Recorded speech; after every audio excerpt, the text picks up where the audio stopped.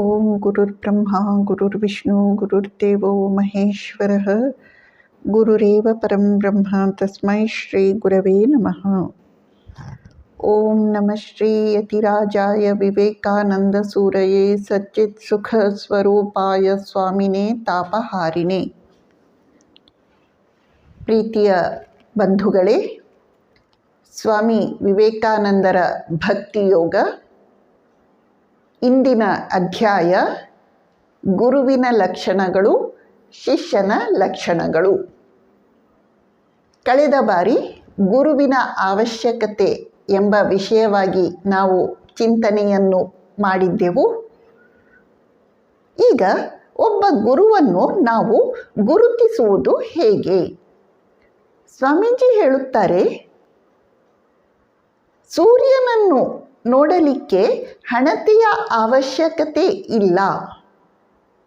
ಓರ್ವ ಗುರುವನ್ನು ನಾವು ನೋಡುತ್ತಲೇ ಅವನ ಮಹಿಮೆ, ಅವನ ಜ್ಞಾನ ಪ್ರಕಾಶ, ಪಾವಿತ್ರ್ಯದ ಜ್ಯೋತಿ ನಮ್ಮ ಹೃದಯಕ್ಕೆ ಸ್ಪಷ್ಟ ವಿದಿತವಾಗುತ್ತದೆ. ಮಾನವತೆಯ ಉದ್ಧಾರಕ ಆಗಮಿಸಿಯಾಗಿದೆ ಎಂದು ಅವನನ್ನು ನಾವು ನೋಡುತ್ತಲೇ ಗುರುತಿಸಿ ಬಿಡುತ್ತೇವೆ. ಅವನು ನಮ್ಮ ಹೃದಯಾಂತರಾಳಕ್ಕೆ ಸತ್ಯದ ಜ್ಯೋತಿಯನ್ನು ಹೊತ್ತಿಸುತ್ತಾನೆ. ಈ ಸತ್ಯ ಇದೆಯಲ್ಲ, ಸ್ವಾಮಿ ವಿವೇಕಾನಂದರು ಹೇಳುತ್ತಾರೆ, ಅದಕ್ಕೆ ಬೇರೆ ಯಾವ ಸಾಕ್ಷಿಯ ಅವಶ್ಯಕತೆ ಇಲ್ಲ. Truth stands on its own evidence. ಸತ್ಯಕ್ಕೆ ಸತ್ಯವೇ ಸಾಕ್ಷಿ. ಹೇಗೆ ಸೂರ್ಯ ಉದಯಿಸಿದೊಡನೆ ಪ್ರಕೃತಿಯ ಮೂಲೆ ಮೂಲೆಯ ರಹಸ್ಯಗಳನ್ನೆಲ್ಲ, ಅಂಧಕಾರವನ್ನೆಲ್ಲ ಸೂರ್ಯ ನಾಶ ಮಾಡಿಬಿಡುತ್ತಾನೆಯೋ, ಹಾಗೆ ಗುರುವಿನ ಆಗಮನದಿಂದ ನಮ್ಮ ಹೃದಯದ ಮೂಲೆ ಮೂಲೆಗಳ ಅಂಧಕಾರ ನಾಶವಾಗುತ್ತದೆ. ಸತ್ಯ ಜ್ಯೋತಿಯ ಪ್ರಕಾಶದೊಂದಿಗೆ ಹೃದಯ ಪರಿಶುದ್ಧವಾಗುತ್ತದೆ.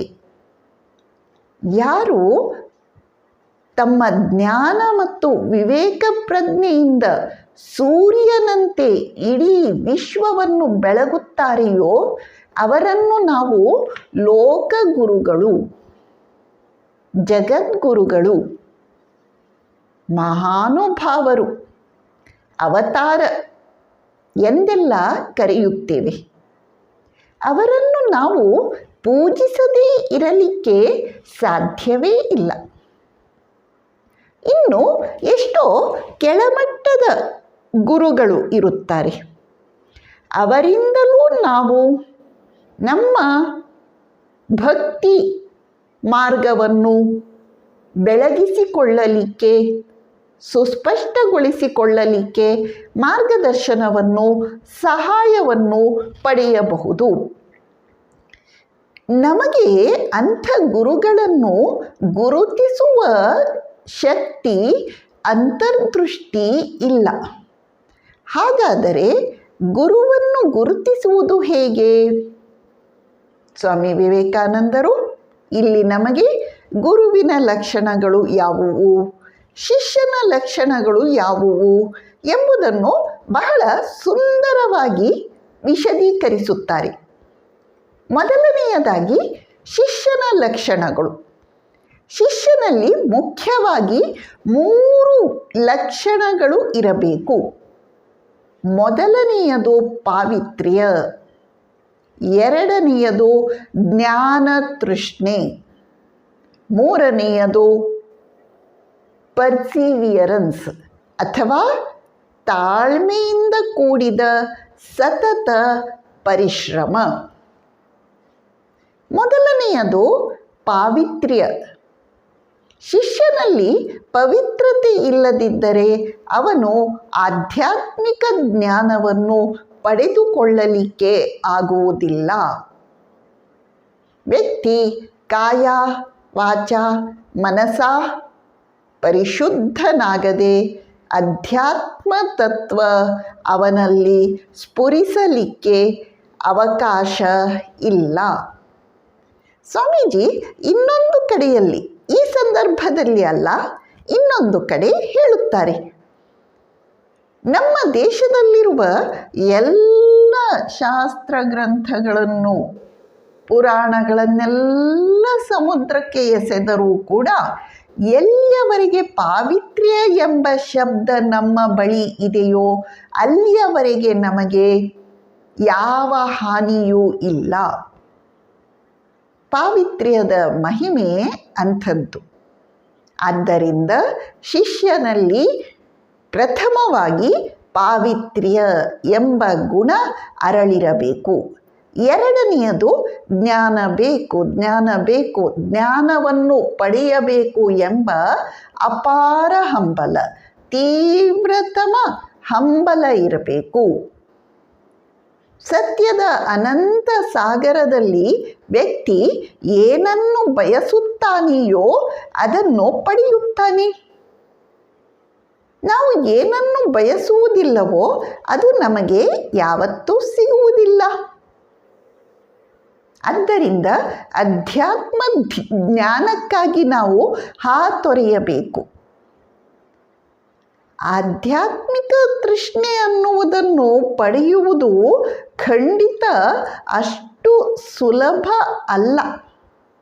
ನಾವೆಂದುಕೊಂಡಂತೆ ಅದು ಬರುವಂಥದ್ದೂ ಅಲ್ಲ. ಅಧ್ಯಾತ್ಮ ಗ್ರಂಥಗಳನ್ನು ಓದಿದ ಮಾತ್ರಕ್ಕೆ, ಪ್ರವಚನಗಳನ್ನು ಕೇಳಿದ ಮಾತ್ರಕ್ಕೆ ನಮ್ಮಲ್ಲಿ ಭಗವತ್ ವ್ಯಾಕುಲತೆ ಇದೆ ಎಂದು ಕೂಡ ಹೇಳಲಾಗುವುದಿಲ್ಲ. ಸ್ವಾಮೀಜಿ ಹೇಳುತ್ತಾರೆ, ಆತ್ಮವಸ್ತುವನ್ನು ಪಡೆಯಬೇಕೆಂಬ ತೀವ್ರತಮ ಹಂಬಲ, ಜ್ಞಾನ ತೃಷ್ಣೆ ಶಿಷ್ಯನ ಎರಡನೆಯ ಲಕ್ಷಣ. ಮೂರನೆಯ ಲಕ್ಷಣ, ಆ ಜ್ಞಾನ ಪ್ರಾಪ್ತಿಗಾಗಿ ಇವನು ಪರಿಶ್ರಮಿಸಲು ಸಿದ್ಧವಾಗಿದ್ದಾನೆಯಾ? ಒಂದೆರಡು ದಿನಗಳು ಅಲ್ಲ, ಒಂದೆರಡು ತಿಂಗಳುಗಳು ಅಲ್ಲ, ಇದು ಜನ್ಮ ಜನ್ಮಗಳ ಸಮಾಚಾರ. ಜನ್ಮ ಜನ್ಮಗಳ ಉದ್ದಕ್ಕೂ ನೀನು ತಾಳ್ಮೆಯಿಂದ ಕೂಡಿದ ಸತತ ಪರಿಶ್ರಮದಿಂದ ಜ್ಞಾನಾರ್ಜನೆಯನ್ನು ಮಾಡಲು ಸಿದ್ಧನಾಗಿರುವೆಯಾ? ಹಾಗಾದರೆ ನಿನ್ನಲ್ಲಿ ಶಿಷ್ಯನ ಲಕ್ಷಣಗಳಿವೆ. ಸ್ವಾಮೀಜಿ ಮುಂದುವರಿಸುತ್ತಾರೆ, ಗುರುವಿನಲ್ಲಿ ಇರಬೇಕಾದಂತಹ ಲಕ್ಷಣಗಳು ಯಾವುವು? ಮೊದಲನೆಯದಾಗಿ ಅವನು ಶಾಸ್ತ್ರಗಳ ಸಾರವನ್ನು ಅರಿತುಕೊಂಡಿರಬೇಕು. ಎರಡನೆಯದಾಗಿ ಅವನಲ್ಲಿ ಅಪಾಪವಿದ್ಧಂ ಅಥವಾ ಅವ್ರಜಿನೋ ಎಂದರೆ ಅವನು ಪಾಪರಹಿತನು, ನಿಷ್ಪಾಪನು, ಪರಿಶುದ್ಧನೂ ಆಗಿರಬೇಕು. ಮೂರನೆಯದು ಅವನು ನಿಸ್ವಾರ್ಥ ಉದ್ದೇಶದಿಂದ ಕೂಡಿರಬೇಕು.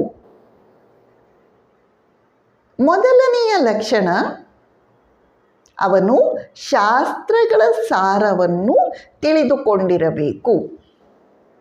ಸ್ವಾಮೀಜಿ ಹೇಳುತ್ತಾರೆ, ವೇದ, ಪುರಾಣ, ಬೈಬಲ್ಲು, ಕುರಾನು ಇವುಗಳಲ್ಲಿ ಬರೆದಿರುವ ಎಲ್ಲ ಶಬ್ದಗಳನ್ನು, ಶ್ಲೋಕಗಳನ್ನು, ವ್ಯಾಕರಣದ ಛಂದಸ್ಸನ್ನು, ತತ್ವವನ್ನು, ಬೋಧನೆಯ ನುಡಿಗಳನ್ನು ಎಲ್ಲರೂ ತಿಳಿದಿದ್ದಾರೆ. ಅವು ಡ್ರೈ ಬೋನ್ಸ್ ಆಫ್ ರಿಲಿಜನ್. ಅವು ಕೇವಲ ಧರ್ಮದ ಮೂಳೆಗಳು ಅಷ್ಟೆ. ಅವುಗಳಲ್ಲಿ ಧರ್ಮದ ಸಾರ ಅಡಕವಾಗಿಲ್ಲ. ಅವುಗಳ ಕುರಿತು ನಾವು ದೀರ್ಘವಾಗಿ ಮಾತನಾಡುವುದರಿಂದ ಧರ್ಮದ ಸಾರವನ್ನು ಗ್ರಹಿಸಿದಂತಾಗುವುದಿಲ್ಲ. ಶಾಸ್ತ್ರಗಳ ತಾತ್ಪರ್ಯ ಏನು, ಸ್ಪಿರಿಟ್ ಏನು, ಸಾರ, ಎಸೆನ್ಸ್ ಏನು ಎಂಬುದನ್ನು ಯಾರು ತಿಳಿದುಕೊಳ್ಳುತ್ತಾನೆಯೋ ಅವನು ನಿಜವಾದ ಗುರು, ಅವನು ಜ್ಞಾನಿ. ಇತರರು ಕೇವಲ ಶಬ್ದಜಾಲ ಮಹಾರಣ್ಯದೊಂದಿಗೆ ಗುದ್ದಾಡುತ್ತಿದ್ದಾರೆ ಅಷ್ಟೇ. ಸ್ವಾಮೀಜಿ ಶ್ರೀ ಶಂಕರಾಚಾರ್ಯರ ಆ ಪ್ರಸಿದ್ಧ ಶ್ಲೋಕವನ್ನು, ವಿವೇಕ ಚೂಡಾಮಣಿಯಲ್ಲಿ ಬರುವಂತಹ ಪ್ರಸಿದ್ಧ ಶ್ಲೋಕವನ್ನು ಉದಾಹರಿಸುತ್ತಾರೆ. ಶಬ್ದಜಾಲಂ ಮಹಾರಣ್ಯಂ ಚಿತ್ತಭ್ರಮಣ ಕಾರಣಂ. ಬಹಳಷ್ಟು ಹೊಸ ಹೊಸ ದೊಡ್ಡ ದೊಡ್ಡ ಶಬ್ದಗಳನ್ನು ಉಪಯೋಗಿಸಿ ತತ್ವವನ್ನು ವಿವರಿಸಿ ಹೇಳುವುದಿದೆಯಲ್ಲ, ಅದು ನಮ್ಮನ್ನು ಶಬ್ದಗಳ ಸುಳಿಯೊಳಗೆ ಸಿಕ್ಕಿಸಿ ಹಾಕುತ್ತೆ. ಅದೊಂದು ದೊಡ್ಡ ಅರಣ್ಯ ಇದ್ದ ಹಾಗೆ. ಅದು ನಮ್ಮ ಚಿತ್ತಕ್ಕೆ, ಮನಸ್ಸಿಗೆ ಭ್ರಮೆಯನ್ನು ಉಂಟು ಮಾಡುತ್ತದೆ. ಏನು ಭ್ರಮೆ? ನಾನು ದೊಡ್ಡ ಜ್ಞಾನಿ, ನಾನು ಬಹಳ ತಿಳಿದುಕೊಂಡಿದ್ದೇನೆ, ನಿಜವಾಗಿ ನೋಡಿದರೆ ಏನೂ ಇಲ್ಲ. ಇಂಥ ವ್ಯಕ್ತಿ ಶಾಸ್ತ್ರಗಳ ಸಾರವನ್ನು ಗ್ರಹಿಸಲಾರನು. ಸ್ವಾಮೀಜಿ ಹೇಳುತ್ತಾರೆ, ಶಂಕರಾಚಾರ್ಯರ ಶ್ಲೋಕವನ್ನೇ ಉದ್ಧರಿಸುತ್ತಾರೆ. ವಾಗ್ವೈಖರಿ ಶಬ್ದಝರಿ ಶಾಸ್ತ್ರ ವ್ಯಾಖ್ಯಾನ ಕೌಶಲಂ ವೈದುಷ್ಯಾಂ ವಿದುಷಾಂ ತದ್ವತ್ ಭುಕ್ತಯೇ ನತು ಮುಕ್ತಯೇ. ಶಬ್ದಗಳನ್ನು ತಿರುಚಿ ತಿರುಚಿ ಪುಂಖಾನುಪುಂಖವಾಗಿ ಮಾತನಾಡುವುದು, ಬೇರೆ ಬೇರೆ ಶೈಲಿಯಲ್ಲಿ ಮಾತನಾಡುವುದು, ಶಾಸ್ತ್ರಗಳನ್ನು ವಿವಿಧ ಹಿನ್ನೆಲೆಗಳ ಮೂಲಕ ವಿವರಿಸಿ ಹೇಳುವ ಕೌಶಲ್ಯ, ಇವೆಲ್ಲ ಪಾಂಡಿತ್ಯದ ಪ್ರದರ್ಶನ ಮಾತ್ರವೇ ಹೊರತು ಅದರಿಂದ ಮುಕ್ತಿ ಲಭಿಸಲಾರದು. ಸ್ವಾಮೀಜಿ ಇದನ್ನು ಟೆಕ್ಸ್ಟ್ ಟಾರ್ಚರಿಂಗ್. ಯಾರು ಈ ರೀತಿ ಟೆಕ್ಸ್ಟ್ ಟಾರ್ಚರಿಂಗ್ ಮಾಡುತ್ತಾರೆಯೋ ಅವರು ಯಾವತ್ತೂ ಸಾಕ್ಷಾತ್ಕಾರವನ್ನು ಪಡೆಯಲಾರರು. ದೊಡ್ಡ ದೊಡ್ಡ ಶಬ್ದಗಳ ಮೂಲಕ ಯಾರು ವಿವರಿಸುವುದರಲ್ಲಿ ಆಸಕ್ತಿಯನ್ನು ತಾಳಿದ್ದಾನೆಯೋ ಅವನು ತನ್ನ ಪಾಂಡಿತ್ಯ ಪ್ರದರ್ಶನದಲ್ಲಿ ಒಲವು ಹೊಂದಿದ್ದಾನೆಯೇ ಹೊರತು ಶಿಷ್ಯನ ಉದ್ಧಾರದ ಕಡೆ ಗಮನ ಕೊಡುತ್ತಲಿಲ್ಲ. ಸ್ವಾಮೀಜಿ ಹೇಳುತ್ತಾರೆ, ಮಹಾತ್ಮನ ಬಳಿ, ಸಂತನ ಬಳಿ ಈ ಎಲ್ಲ ಟೆಕ್ಸ್ಟ್ ಟಾರ್ಚರಿಂಗ್, ಶಬ್ದಜಾಲ ಮಹಾರಣ್ಯ, ವಾಗ್ವೈಖರಿ, ಶಬ್ದಝರಿ, ಶಾಸ್ತ್ರ ವ್ಯಾಖ್ಯಾನ ಕೌಶಲ ಇವೆಲ್ಲ ಇರುವುದಿಲ್ಲ. ಆದರೂ ಅವನು ಬೋಧಿಸುತ್ತಾನೆ. ಏಕೆ? ಅವನ ಬಳಿ ಸಾರ ಇದೆ. ನಿಜವಾಗಿ ಬೋಧಿಸಬೇಕಾದ ವಸ್ತು ಅವನ ಬಳಿಯಲ್ಲಿ ಇದೆ. ಮತ್ತು ಯಾರ ಬಳಿ ಈ ಬೋಧನೆಯ ವಸ್ತು ಇಲ್ಲವೋ ಅವನು ಒಂದು ಶಬ್ದವನ್ನು ಹಿಡಿದುಕೊಂಡು ಪುಂಖವಾಗಿ ಮಾತನಾಡ್ತಾನೆ. ಅವನು ಒಂದು ಶಬ್ದವನ್ನು ಕುರಿತು ಮೂರು ಸಂಪುಟಗಳನ್ನು ಬರೆಯುತ್ತಾನೆ. ಆ ಶಬ್ದದ ಅರ್ಥ ಏನು, ಸಂಧಿ ವಿಭಜನೆ ಏನು, ಅದನ್ನು ಮೊದಲು ಯಾರು ಉದ್ಘರಿಸಿದರು, ಅವನು ಹೇಗಿದ್ದ, ಇತ್ಯಾದಿ ಇತ್ಯಾದಿ.